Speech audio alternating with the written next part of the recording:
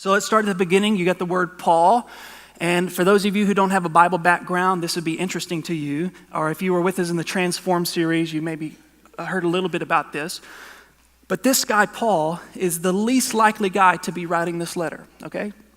Paul used to be named Saul, and Saul, you don't even have to believe in the inerrancy of the Bible or the truthfulness of the Bible. This is historically documented in lots of places. This guy, Saul, was intent, hell-bent on wiping the church off the face of the planet. He wanted to kill every Christian that he could get his hands on. He hated Christianity. He hated Jesus. He hated everyone who believed in Jesus. And somehow, a miracle of God, as he was on the road to Damascus, on his way to kill as many Christians as he could, he saw a vision of Jesus Christ resurrected and basically said to him, Paul, you're kicking against the goads. You're wasting your time. Instead of fighting against me, why don't you join me? And Paul was converted. He became a Christian. So this guy, someone who used to hate Christianity and all Christians, is now a church planner. He's gone from a Christian killer to a church planner. He's Paul called, which just goes to show you right out front. It doesn't matter who you are, what you've done, what kind of struggles you're facing, who your mom and dad were, how equipped you are, how ill-equipped you are, how educated you are, how uneducated you are. Regardless of your past, if God has called you to do something, his calling is effective. He will enable you to do whatever he's calling you to do. You suffer from an addiction. Maybe you're an abusive husband. You're a terrible spouse. You have secrets that if anyone ever found out about them, you would be destroyed. Your life would be over. Whatever your past, whatever it is that you're struggling with, whatever demons you're facing, if God can call the Apostle Paul to do his purposes, then he can call you. Anybody. Regardless of how educated you are, uneducated, how powerful, unpowerful, how weak, it doesn't matter.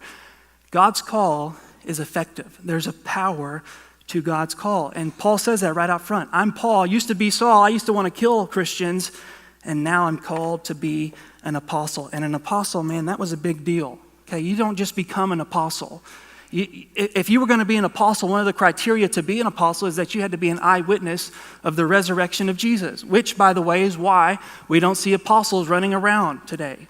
Although some people say they're apostles, they're not really a biblical apostle, because to be a biblical apostle, you had to be an eyewitness of Jesus. And Paul was an eyewitness of the resurrection of Jesus. And if you were going to be an apostle, that meant that you carried the message of Christ, that you had the authority of Christ. It wasn't a very prestigious office because they were the most hated people in the world. They were appointed to live with their lives, to display with their lives what it meant to live under the lordship of Christ, to endure the sufferings of Christ. Paul was stoned I don't know how many times. He was run out of town several times. People hated his guts. He had a really terrible life, and he is basically telling these Corinthians, I was called to be an apostle by God's will. I'm not doing this for kicks. I'm not calling myself an apostle to pull rank on you. I'm not trying to one-up you. I want to remind you that I used to be someone who killed Christians. I'm the least likely candidate to be writing this letter. I'm the least likely person to be planting churches. But when God calls people, his calling is an effective calling, and I'm doing this for God's will, not my own will. I'm called by the will of God, which for us, if you want to think about your calling in 2015, maybe your calling makes you look a little bit funny. Maybe your family looks at your calling and says things like, you're out of your ever-loving mind. Maybe your friends would make fun of you because of the calling that God has put on your life. But if God has called you, you know who you're accountable to? The person to whom you're accountable is the Lord God. It's by the will of God that Paul was called, and it's by God's will that you're called. You may be called to ministry, called to be a stay-at-home mom, called to be a teacher, whatever that calling, whatever that purpose is. You're accountable not to your friends, not to your family. You're accountable to God. That's what Paul's saying. I'm Paul, least likely, my past, terrible, but I was called by the will of God. And when God calls people, he gets what he wants. Paul called to be an apostle, and who else? Sosthenes, our brother Sosthenes. Who is Sosthenes? You ever asked yourself that question? reading through the Bible, hear a funny name, and just kind of brush over it? Well, we don't want to do that. So if you want to put in your notes, Acts chapter 18, you learn all about Sosthenes. Acts chapter 18 is the founding of the church in Corinth. It tells everything about how Paul gets there. He had basically come from Athens, which was the intellectual capital of the world. He comes into Corinth, and right out of the gate, as soon as he gets into Corinth, he goes to the temple because Paul thought, if I'm going to convert anybody to Christianity, I'm going to start with the Jews. At least they believe that God is one.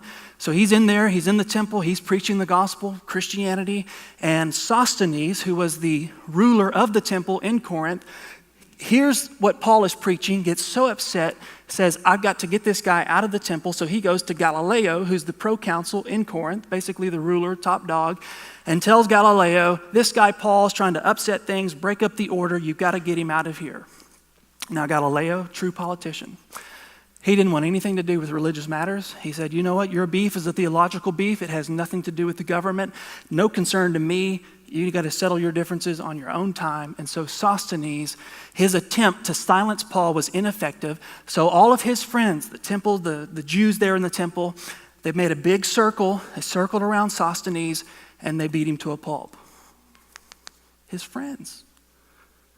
Because his game plan to silence Paul was both ineffective and embarrassing. So here's someone who hated Christianity, tried to resist the message of the gospel, and now Sosthenes is not only a Christian, but he is a close friend of the very person he once tried to stop.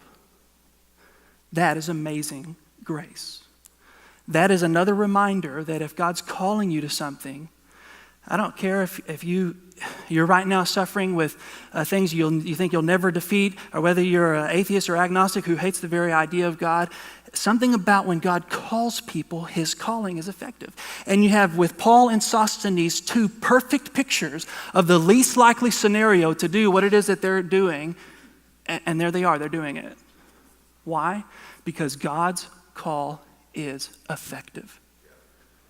Now, I could give you example after example after example. I could tell you stories in my life.